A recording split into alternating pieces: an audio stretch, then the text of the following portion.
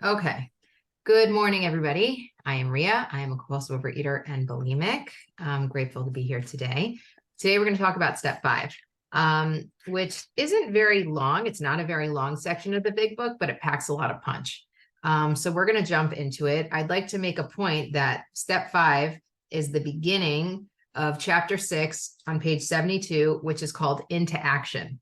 Please note that it is called Into Action and not into thinking or into deliberation or into discussion. It is into action, which means there are plenty of people who want this program. Most people need this program, but it doesn't really matter. It's only for the people who do it. So if you want to do it and you want the results, you have to take the action. That's why they're saying this, okay? So let's talk through step 5. Here we go. Having made our personal inventory, this is the 4th step inventory, which we talked about last month. And if you have questions about that, you're welcome to message me privately. The recording is there. And I also have pictures in our WhatsApp group showing how to do it. So let's assume that you've done it. Okay. So what shall we do about it? We have been trying to get a new attitude, a new relationship with our creator, and to discover the obstacles in our path. We have admitted certain defects. We have ascertained in a rough way what the trouble is. We have put our finger on those weak items in our personal inventory. Remember, we talked about how if you have a store if you have an electronics store that sells typewriters, you're going to go out of business. It's the same thing with our character defects. If you have defects that no longer serve you and are in fact taking up very valuable real estate, you need to get rid of them. And after you do a thorough 4th step, it's pretty clear what some of those character defects are, okay? Now, these are about to be cast out. So the words cast out are actually the language of exorcism. That basically means that things that this is not something that you are going to do anything about. They are going to be taken out of you. That's a very important concept because it says back in the 4th step that these are the things that we find inside of us, the resentment, the selfishness, the fear, all of that. These are things that we might want to change, but we are just as powerless over them as we are over the food. Okay, it says on page 62, many of us have had moral and philosophical convictions galore, but we could not live up to them even though we would have liked to. Neither could we reduce our self-centeredness much by wishing or trying on our own power. We had to have God's help. That's what they're talking about here. When we do our 5th step, these character defects that we've listed in our 4th are taken out of us. Okay? This requires action on our part. Okay? Again, not thinking, not discussion, action. Which, when completed, will mean that we have admitted to God, to ourselves, and to another human being the exact nature of our defects. This brings us to the 5th step in the program of recovery mentioned in the preceding chapter. Okay. This is perhaps difficult, especially discussing our defects with another person. We think we have done well enough in admitting these things to ourselves. So first of all, that's making the assumption that we have admitted these things to ourselves, right? Because there's plenty of things inside of us that we may know are there, but we haven't really acknowledged them.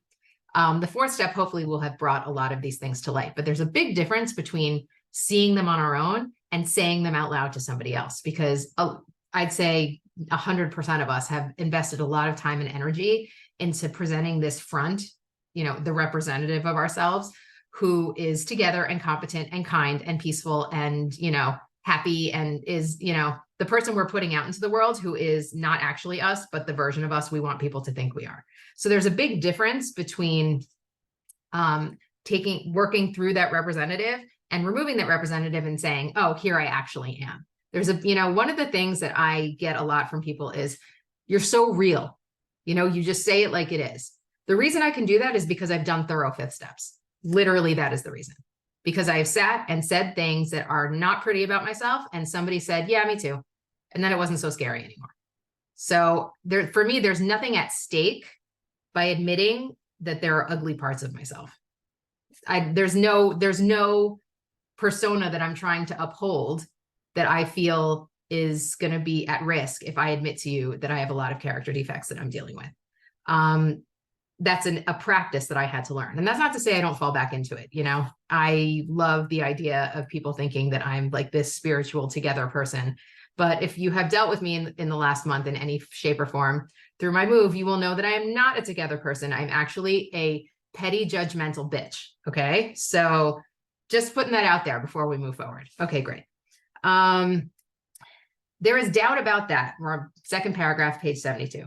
In actual practice, we usually find a solitary self-appraisal insufficient. Many of us thought it necessary to go much further. I mean, think about it, right? Like, let's say you're in the store and you're trying on a dress, but there's no mirror, right? So you're looking down and trying to figure out how the dress fits. You're not going to have a very good perspective of how it looks. It's the same thing with ourselves. You can't really get an idea, a full idea of who you are without somebody mirroring it back to you. You have to stand in front of a mirror to see, oh, that's what it looks like when someone else is looking at me. It's the same thing with this, okay? Many of us thought it necessary to go much further. We will be more reconciled to discussing ourselves with another person when we see good reasons why we should do so. Again, it's the same thing like they did in We Agnostics. They're not telling you the value of the actual thing. They're telling you why you need to do it, okay? The best reason first, if we skip this vital step, we may not overcome drinking. Pretty basic. There are plenty of people who have done beautiful, thorough, intensive 4 steps, but they don't tell anybody what they've written and they relapse. So if you don't want to relapse, you got to do a 5th step, okay? Time after time, newcomers have tried to keep to themselves certain facts about their lives. Trying to avoid this humbling experience, they have turned to easier methods. Almost invariably, they got drunk, right? Like we love to edit ourselves a little bit. Like, sure, I'll tell you about the time that I flirted with my husband's, brother or something, but I'm not going to tell you about the time I slept with his best friend. Those are 2 things. That's a very different story. I'm not going to tell you about that one. You edit yourself. And it's like I said before, if you go to a vending machine and there's a chocolate bar in there that costs $1 and you pay 50 cents, you're not getting a chocolate bar. It's the same thing. Okay. Having persevered with the rest of the program, they wondered why they fell. We think the reason is that they never completed their house cleaning. They took inventory all right, but hung on to some of the worst items in stock. So imagine you have this store, right? This electronics store that we talked about. And you're like, okay, I'm going to clear out this section of typewriters, but I'm going to still leave this one shelf of them because they're really pretty. And people will walk by and be like, oh, those are cute typewriters. Okay, but you still have a full shelf of stuff that is not selling and collecting dust. Why are you holding on to this? Well, because no, goodbye. That's it. Okay, they only thought they had lost their egoism and fear. They only thought they had humbled themselves, but they had not learned enough of humility, fearlessness, and honesty in the sense we find it necessary until they told someone all their life story. So the humility, fearlessness, and honesty are like a muscle skill set that a lot of us have never exercised. We think we have, but we actually haven't. So the process of telling someone your whole life story, hold on, Arya, can you close the door, please? Thank you. Sorry, summer, kids home. The process of telling someone your whole life story means that you learn to be humble. You have to be fearless. And you have to be honest. This is something that we never did. We lived a life of, inflated pride, complete fear, and lying. That's what we did. And not just around the food, about everything, because we did not want people to see us. More than most people, the alcoholic leads a double life. Maybe you guys can relate to this. He is very much the actor. To the outer world, he presents his stage character, right? Your representative. This is the one he likes his fellows to see. He wants to enjoy a certain reputation, but knows in his heart he doesn't deserve it. So the truth is, most humans do this. I'd say 99.9% of humans do this. The problem is, for us, that when we do that, we're killing ourselves. We do not have the luxury of presenting that fake person to the world because the dissonance is too painful and the loneliness is too great that we end up having to medicate it with food. So we've lost that luxury. Most people can go around being like their fake selves. This is why, by the way, over the course of 20 years in program, I have no patience for small talk. I can't do it anymore. I used to maybe have like 10 minutes in me and then COVID happened and now it's gone completely. Like I can't do it. I have to have conversations about real things. I cannot, as they say, like bullshit with people anymore because I'm like, I don't want to have my representative have a conversation with your representative. I want to like have a real conversation with you. If you are not in a space where you are even accessing your real person, then there's only so far you and I can go. That's not a judgment of somebody else. I just know I'm operating from a much different place than most of humanity. But I had to do that in order to survive. Okay. He wants to enjoy a certain reputation, but knows in his heart he doesn't deserve it, right? So I was at an event. So my son's bar mitzvah recently, and there was somebody who made a speech about how, if you see a need in if you look out in the world and you see a need, that's really a wake-up call for you, an opportunity for you to step forward and do it. So my uncle said, he was like, I'm the kind of person where if I ask somebody that they need help, I'm secretly hoping that they say no, so I don't have to do it. I loved that because I was like, yes, at least you're like honest about that. Nobody wants to help anybody. Come on. I want to sit in my house, in my bed and watch Netflix. I don't want to help you. I don't want to be here right now. I don't want to do that. I want to go have coffee with my friends and chill out. I don't want to do these things.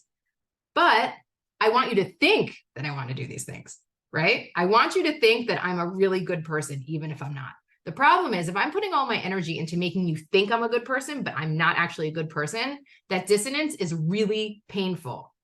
There are some people who can live with that. I am not one of them. Most addicts are not people who can live with that. We cannot live with that dissonance. We cannot live with presenting one person out into the world and being something else entirely. It is too painful for us. We have to tell the truth about it or it kills us. The inconsistency is made worse by the things he does on his sprees. Coming to his senses, he is revolted at certain episodes he vaguely remembers. These memories are a nightmare. He trembles to think someone might have observed him. As fast as he can, he pushes these memories far inside himself. He hopes they will never see the light of day. He is under constant fear and tension. That makes for more drinking, right? So they're telling you, if you do not take those things that are inside of you that you are not telling the truth about, they will rot and fester and become like an infected wound. And the way that you medicate it is by using food, because there's no other way to live with these things inside of us. The only way to be free of them is to tell them to somebody else. Now, it doesn't mean tell them to everybody else. You just tell them to one person who is a healthy, safe person. Thank God, when they wrote this book, there was no such thing as like sponsors, really. They had, sometimes people would go to their priest, or they go to their rabbi, or they go to some spiritual person. Now there are sponsors. There are people who have done this, who have had this experience, and you call them on the phone, you say, I need to read you my 5th step. And most people who are working a solid program are like, great. And they'll listen and they'll be non-judgmental about it. You have no excuses not to tell someone. There are plenty of people available. Okay. Psychologists are inclined to agree with us. We have spent thousands of dollars for examinations. We know but few instances where we have given these doctors a fair break. We have seldom told them the whole truth, nor have we followed the advice. Unwilling to be honest with these sympathetic men, we were honest with no one else. Small wonder many in the medical profession have a low opinion of alcoholics and their chance for recovery. I spent years sitting in a therapist's office bitching about my mother. You know what I didn't talk about? The fact that I ate food abusively. Never mentioned it. It was always like, yeah, no, I need to lose some weight. Never talked about the fact that I was eating compulsively or throwing up. I didn't think it was relevant. So yeah, clearly I didn't get the results that I needed, because I have to tell the truth. I have to tell the truth or I will die. We must be entirely honest with somebody if we expect to live long or happily in this world. Okay, so there's two parts to that sentence. First of all, we have to be honest if we want to live, period. Okay, like I said, if you are an addict, the dissonance between who you want people to think you are and who you actually are is too painful for us to abide without eating compulsively. So you have to close that gap. That's number one. You will not survive if you don't do that. Live long or happily in this world. So let's say you're white knuckling it. Let's say you're abstinent, right? Okay, so on paper, you're doing a good job, right? A good job, whatever that means. But you will be extremely uncomfortable. That's just how it is. If you want to live long and happily, you need to close the gap between your representative and your real self. Okay, and it begins with this step. Rightly and naturally, we think well before we choose the person or persons with whom to take this intimate and confidential step. Those of us belonging to a religious denomination, which requires confession, must and of course will want to go to the properly appointed authority whose duty it is to receive it. And I know people even in program now who have gone to like their Catholic priests or their rabbi or whoever and given over their 5th step. And that's worked for them. For me personally, I've only given 5th steps to sponsors, particularly people who have worked it specifically the way it is out of the big book, because they know the process, they understand. And as I go through, they can help me dig deeper if I'm stuck on something. Because as I talked about last week, when we do those turnarounds, sometimes there are the lies we tell ourselves and we can't figure out what they are. And that's because we're so used to lying to ourselves. We don't know how to hack the system. So like I said, when you look in the mirror and you get a picture of what you actually look like, having a sponsor there can help look at that situation with a more objective eye and say, no, this is where you're not being honest. No, this is where you set yourself up for a resentment. That's what this is for. Okay, this is the opportunity for us to exercise this muscle so that when these situations come up again, we start to be able to do it ourselves. But we need someone to teach us how. I've been doing yoga on and off for like 8 or 9 years, 8 years, I don't remember. Now, I didn't just start doing yoga. I had to go to a class. I had to go online. There's this woman I really like who I watch online, or go to in-person classes. I didn't know yoga. I needed someone to tell me what position to put my body in and what I should be looking for in alignment and where I should be feeling certain stretches. I had no knowledge of it. How am I supposed to do that on my own? It's the same thing here. If I have no experience in being an honest, authentic person, I need people to teach me how to do that. It's not a judgment against you if you've never learned a certain skill. But now that you know better, your responsibility is to do better. There's a difference, okay? I can't blame you for what you didn't know, but now that you know, I'm going to hold you responsible. Okay. Though we have no religious connection, we may still do well to talk with someone ordained by established religion. That's your choice. We often find such a person quick to see and understand our problem. Of course, we sometimes encounter people who do not understand alcoholics. Like I said, you need to be very selective when you pick someone, ideally a sponsor. But if you decide to go with someone outside, please do not give your fourth step to anyone in your family. Please, I beg you, do not. It is too emotionally fraught. They are too invested in what you have to say. Do not. And I'll tell you something, when I was this must be 14 years ago. Okay. So my mom passed away 14 years ago and my mom was in program.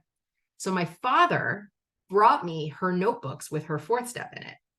To give to me. He didn't know. I mean, if I was not in program, he doesn't know, like, he was just like, oh, he gave me this also. He gave me her big, large size, big book with her notes in it, which I still use, which is very nice. But he also gave me her fourth step notebooks. And I was like, oh shit, what am I supposed to do? Like, am I supposed to read this? So I called her best friend who was also in program. I'm like, my dad just gave me her fourth step. She's like, I'm coming over right now. And she came over and she picked them up. And she carried them out like they were like a bomb about to go off. She's like, I'll handle this. I'll dispose of these. Can you imagine what would have happened if I had opened up those books and read them? Can you imagine? Do you know how many resentments I would have had to work through? Especially if I had seen that she hadn't had any resentments or she couldn't have made amends to me for all the shit that she did. Forget it. Forget it.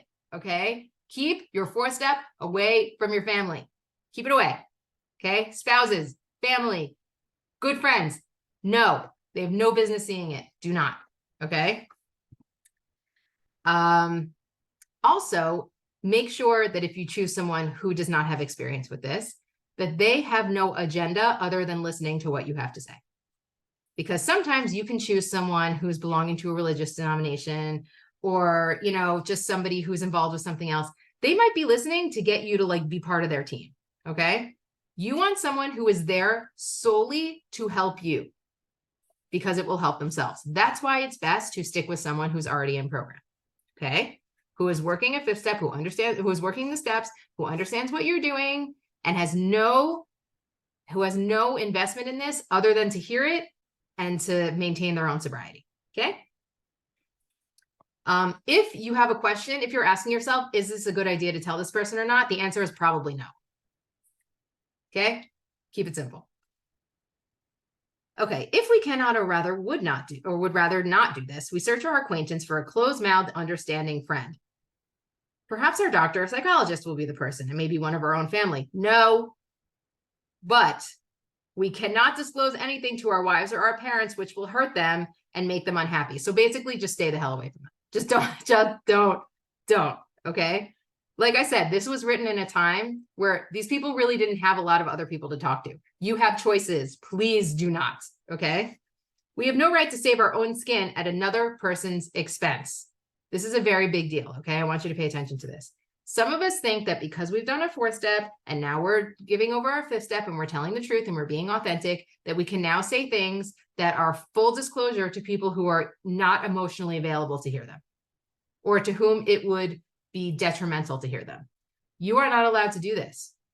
This also, and we're going to talk about this later when we talk about amends, but if there is information that you feel could possibly be painful to somebody else, don't tell them. Don't tell them. Obviously, there are shades of gray within that conversation, but essentially, you know, for example, I'll give you an example and I'll probably talk about this again with my 9 step. Okay. So when I was a kid, I was involved in a court case. I was about 12 years old. And the short version is that I was in a weird situation that was very gray. And because I was a kid, thank you so much. Because I didn't really understand the situation, I decided to embellish my part in it because it made more sense to me if I said things that, made my story a little bit louder, I guess. And I said things that were not true on the witness stand.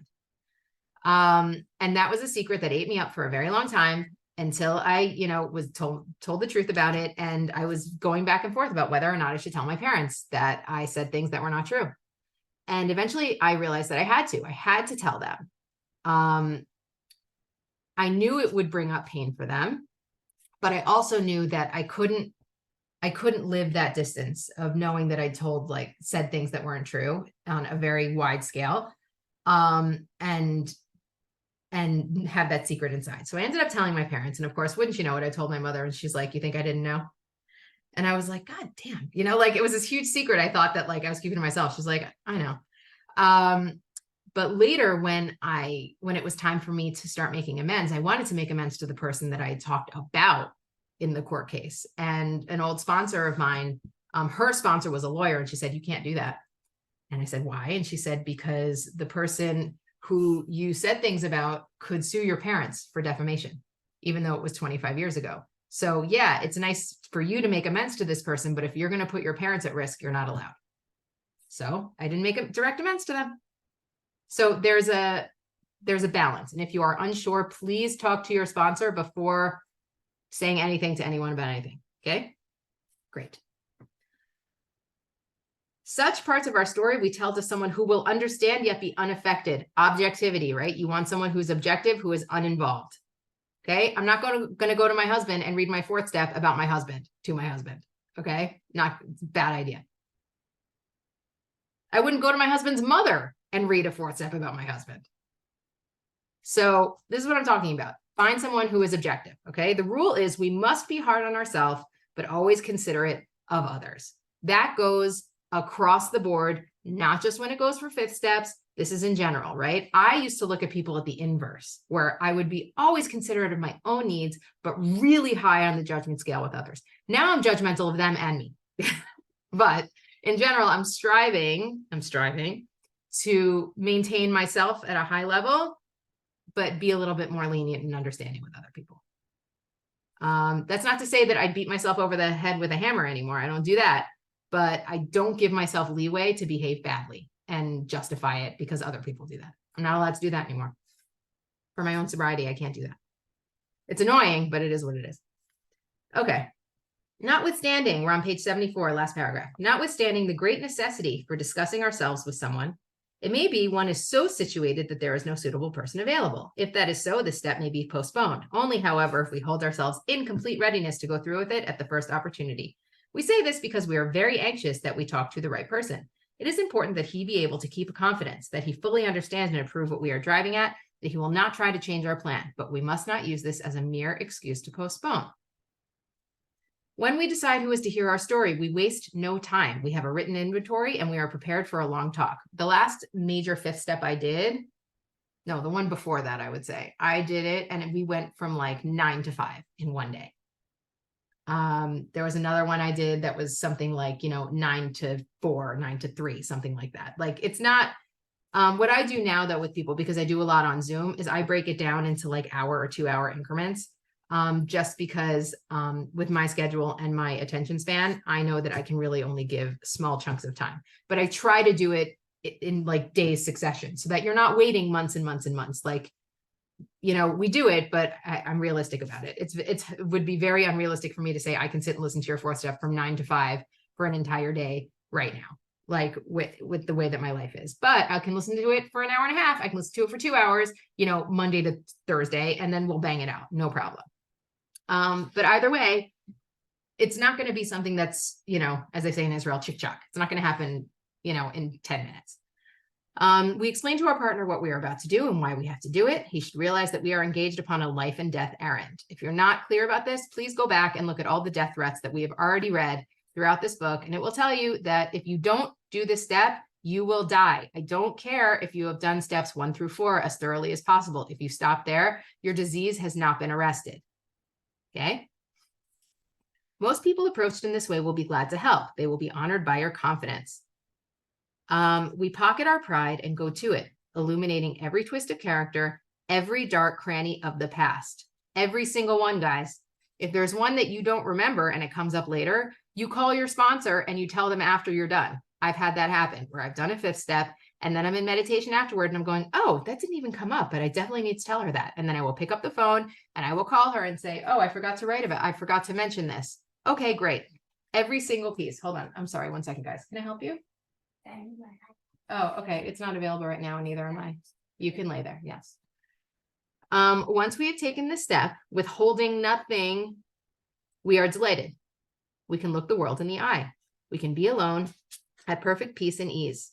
Our fears fall from us. We begin to feel the nearness of our Creator. We may have had certain spiritual beliefs, but now we begin to have a spiritual experience.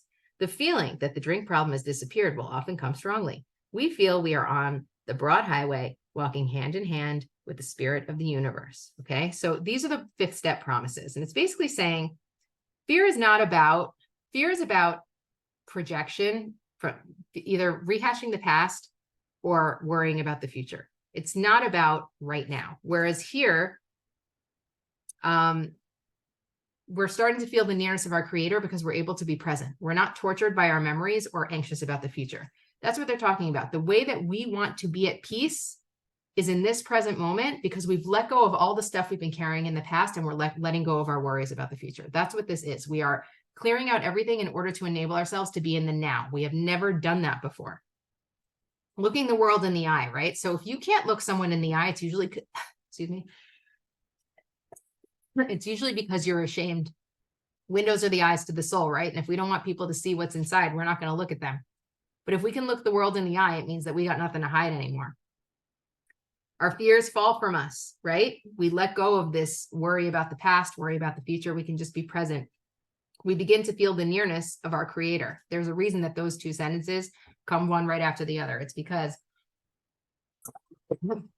we're the only place that we can truly experience God is in this moment right now. Sorry. Partial break. You may see God's actions in retrospect, but you can't experience God except for right here, right now. So when our fears fall away, we're able to be present and feel the nearness. That's what they're talking about. We may have had certain spiritual beliefs, which we've carried with us, but the spiritual experience comes when our fears fall away and we start feeling God in the present moment. Okay. I've had this experience. There was one time I did a 5th step. I came home to do my 6 and 7 and I sat in meditation, and I'm going to read this last paragraph in a second. And I sat in meditation and I felt everything in that room completely fall away. The world that I was in existed, but I was not in it. I was in the presence of something greater. I have no idea what it was. I cannot tell you what God is, but I do know that it is a presence of goodness and peace forever. Everything is good. Everything is always good. Everything has always been good and will be good. Even the things that we don't think are good are part of this process of good. That's all I know. That's literally all I know. But after doing a 5th step, I came home, my fears fell away, and I stood in nearness with my Creator. It happened to me. And it's because I was able to take all the things that were blocking me and give them away to somebody else. If I hold on to them, I'm trying to have it both ways. I'm trying to literally have my cake and eat it too. You cannot. Okay. If you want to get well, you have to dig in, find the stuff that's blocking you, and tell somebody else about it. There is something magical about that, because there are things that are your deep, dark secret. Everybody has one, at least one, that thing that you could never mention to anybody, because if they knew, they'd see that you're an evil monster. There is something magical about saying that thing, that deep, dark thing that you thought you could not say to someone, and having them look at you and go, yeah, me too. It dispels all the power around it. It stabilizes the playing field. It's no longer like they're the rest of the human race and you're this evil monster on the side. That's not it. Everybody has that evil monster in them. We all have that capacity. That's part of being a human person.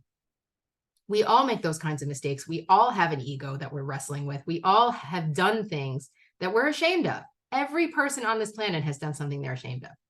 The difference is when you tell someone that you have done something that you're ashamed of and they say, yeah, I've done that too. All of a sudden, you're not the exception to the rule. You're not this horrible person, and you don't have to abuse yourself with food anymore because you've joined the human race. Congratulations. Welcome. That's why I've been told. Yeah, Trudy. 10 minutes, Rhea. 10 minutes. Thank you so much. Yeah. I've been told, I think once or twice, that after you do the fifth step, you say, welcome to OA, right? Because it's the first time really that you, the person, have joined OA. Before that, it was, the representative comes in, I'm playing around with the idea, I'm trying. Now, me as a person, I have stepped in, I have entered, I have said everything I need to say, I have told the truth, and now I am here and present and part of this fellowship. That's the way to do it. You have to dig down and find all the things, every single thing that you think, that one thing that you have that's terrifying to say to somebody else, that's the most important thing you have to say to somebody else. Okay? Do not be afraid to say it, or be afraid to say it and say it anyway, because you have to, because it will kill you. That's like the curse and the luxury of being an addict, is that it will kill you if you don't say it, but you also have no choice but to free yourself if you want to live, which is beautiful. A lot of people don't have to make that choice, and they just sort of live half alive. We get to do it fully awake, which not everybody does. And it's a real privilege. Okay. Returning home, that's assuming you went out. Returning home, we find a place where we can be quiet for an hour, carefully reviewing what we have done. And I'll tell you something, that day that I had that experience, my two oldest kids, my two oldest boys, excuse me, one was, I think, 2, and the other one was like 6 months or something. So it was a day where my husband took over with the kids, and I went and did my fifth step. So when I came home that night, everybody was exhausted. So by 7 p.m., my husband and the kids were all asleep. And my husband's a night owl. So the fact that he was asleep by 7, I knew it was a rough one for him. Okay. So they all went to sleep. And it was a miracle, because I was like, how am I going to find my hour to be quiet after doing my fifth step? There's no way I'm going to be diving right into, bedtime or whatever. But God gave it to me and was like, don't worry, I'm going to knock them all out. And then you'll have your time in the living room, and you can just, have your 6th and 7th step experience, which I did. Thank God. So don't worry about whether the time's going to come. You'll have it. Just do it as soon as you can. Like, if you aren't able to do it immediately after you get home, it's okay. Everybody's okay. You just have to do it as soon as you can. Do not wait a week. Do it that day. Or if it's late at night, go to sleep and wake up in the morning and do it. Just do it. Okay. That's part of your fifth step. We thank God from the bottom of our heart that we know him better. Taking this book down from our shelf. I know people who are very literal about this and will put the book on the shelf and then take it off. I don't remember if I did that or not. You want to do it? Go right ahead, knock yourself out. You don't want to do it? It's okay. Everybody's fine. Okay. Taking this book down from our shelf, we turn to the page which contains the 12 steps. Carefully reading the first 5 proposals, we ask if we have omitted anything, for we are building an arch through which we shall walk a free man at last, right? If you want to be free, you have to get rid of everything that's blocking you.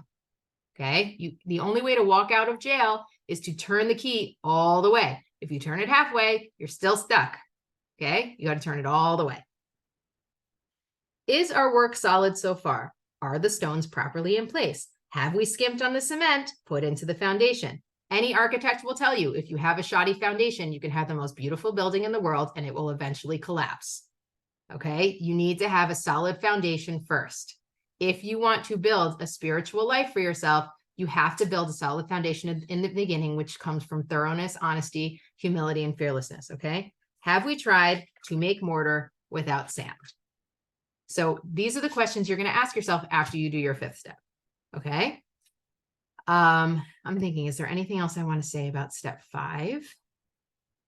No, I think I said everything I need to say today. I think I'm good. I think I'm going to end a little early today. So, yeah, thank you so much. And I can't wait to hear what you have to say.